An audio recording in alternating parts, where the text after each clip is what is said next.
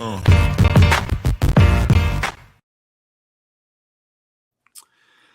So, Kevin, you did take part in the final segment of our show, but we did have a different twist to uh, Straight Facts Bro Relax when you first appeared. This is Alec's first true time with this segment. And essentially, I'm going to give you a statement. You're going to tell me straight facts or bro relax, and you are going to tell me why. Kevin, we'll go with you. And we were of course talking about NHL players going to the Olympics, and who knows what's going to happen within the next few games. I believe there is an agreement for the 2030 and 24 Olympics with NHL players going to those games. Of course, anything can change. Maybe I spoke out of turn, but this is the first time since 2014 where NHL talent will go to the Olympics.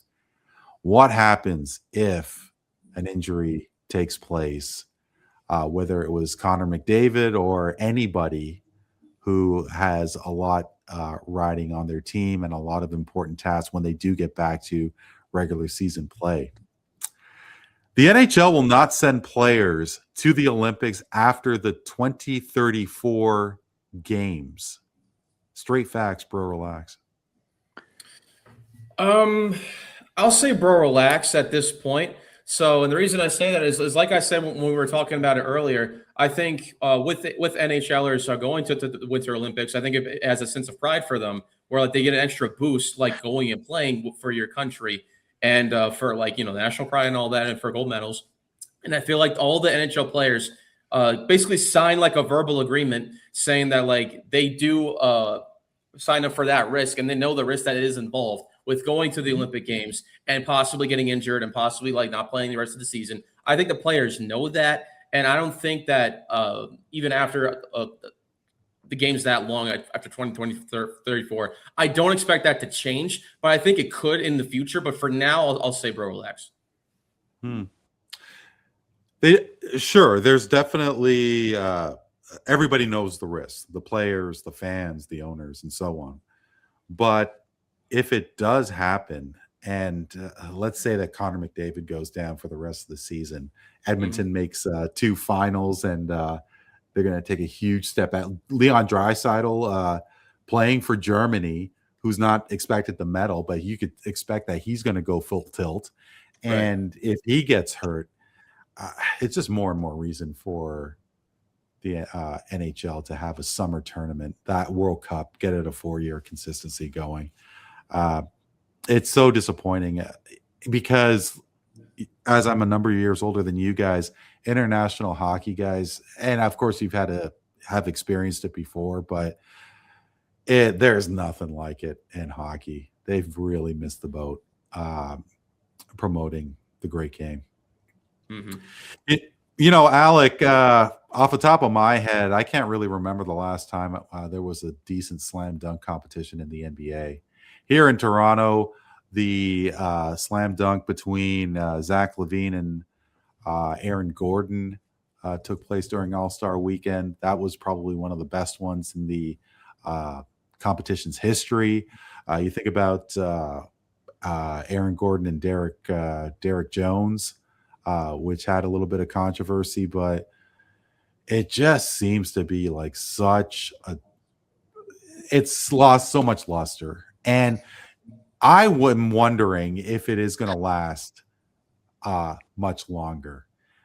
Is there a possibility that we may not see even the All-Star Game weekend? I mean, because the effort is just so minuscule. With regards to the slam dunk competition, Alec, at some point the NBA will remove that competition from All-Star Weekend. Straight facts, bro. Relax. While true, the slam dunk contest has been awful over the past few years, it's got more the same throughout that time span. Maybe if you want to change the format or if you want to get more stars onto the dunk competition, that could possibly save it. At some point, the NBA has to realize that they need drastic changes to the dunk competition. Well, we're not getting a lot of firepower names right onto the competition, and that's what may be hurting it. Who knows? We Yeah. may need Ja Morant in it. We may need Zach LaVine back in it. We may need Aaron Gordon back in it. Maybe there's some sort of exciting athlete that with highlight reel dunks in which he can light the world on fire with a signature dunk. Maybe bring back some creativity, such as when Blake Griffin jumped over a car, or when the mascot, the Magic, used one of those, something like a hoverboard, which isn't exactly a hoverboard, with Aaron Gordon is slamming it down for one of those dunk contests. But sorry to interrupt, Alec, but I mean, that Ja Morant's not going to take part again. Like, I mean, there's no chance, right? I mean, he said himself that he's not going to go there. And honestly, you can understand the injury risk of all of that. Maybe you have to prioritize creativity on the next few dunk contests. So as of now, I'm going to go, bro, relax. But if it gets more stale than that, then I'll switch this over to straight facts. Yeah. I think that there's only so many times you could see the same dunk before it loses its luster, and the talent that these that players have to do those kind of dunks is off the charts. But when you've seen it already, how many more creative dunks can you actually do? So hopefully, maybe it's time for a little break. Last and certainly not least, Maddie, I for one thought that Giannis Antetokounmpo was going to stick around in Milwaukee for his entire career. There was just such a love affair between that player and that city, and really came out of nowhere to become one of the best players in the league, won a championship, and the desire of him in Milwaukee, winning that chip for Milwaukee, was obvious. And the Bucks have gone through some really tough times. They're 12th in the conference. They're 11 games under 500. And is it possible that the time will run out on Milwaukee and Giannis? Maddie, Giannis Antetokounmpo will be on a different team by the end of this season. Straight facts, bro. Relax. Straight facts, bro. And the reason why is because it's pretty clear the relationship is tainted between the two parties. Giannis Antetokounmpo has even said that he's wanted to play. He's flirted with going to the Knicks, which I know Kevin loves that. But it's just there's just no the Bucks are a shell of what they used to be back when Giannis first came to the NBA and he was on those and he was winning those MVP awards. They've just evaporated.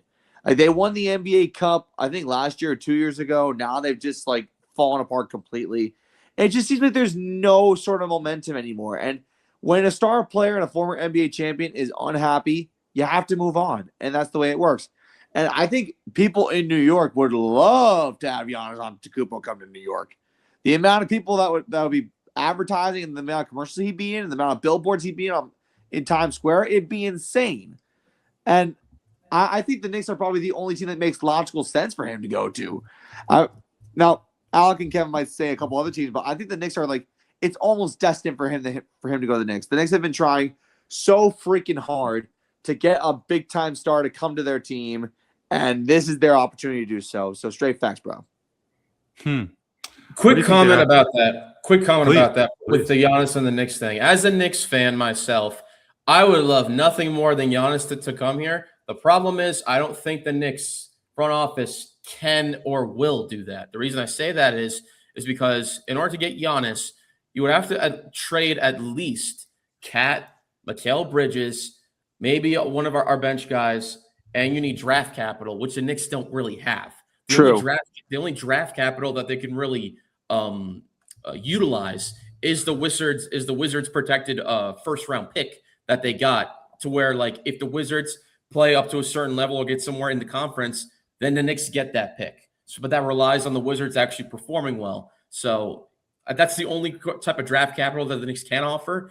But if you were to somehow swing maybe Cat, Bridges, another player, and that was a protected first-round pick for Giannis, I would be fine with that. The problem is you have teams that are in the Giannis conversation, like the Heat, like the Timberwolves, like the Warriors, who have all this draft capital and have more ammo in that department than the Knicks do, to where I feel he's going to go to one of those teams. If you ask me, I feel like he's going to be a Warrior like in a few days' time, whenever the trade deadline ends. Warrior, Golden State. When the trade deadline ends in a couple What? of days. I think so, because but it's a big risk on the Warriors' part, because if you look at like the rumored trade packages that they had to get Giannis, they're basically gambling almost their entire future just to try to give Curry one more championship.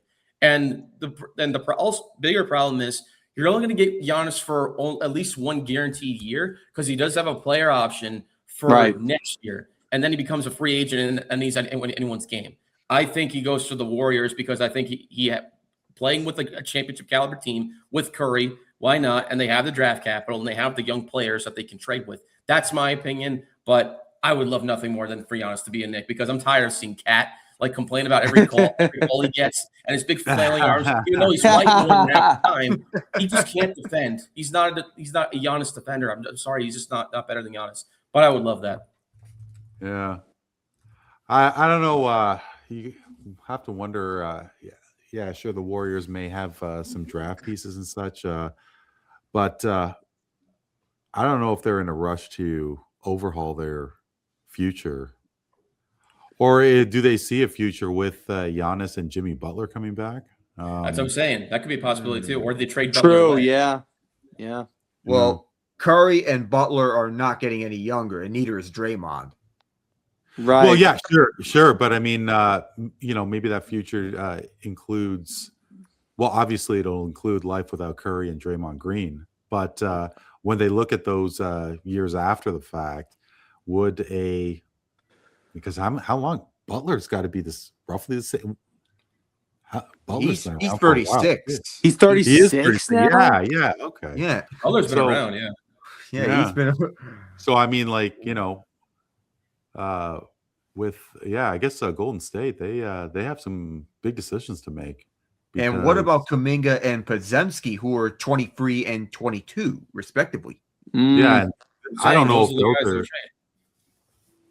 Yeah, because they don't. And I don't really think that you could really build around the team with those two, especially.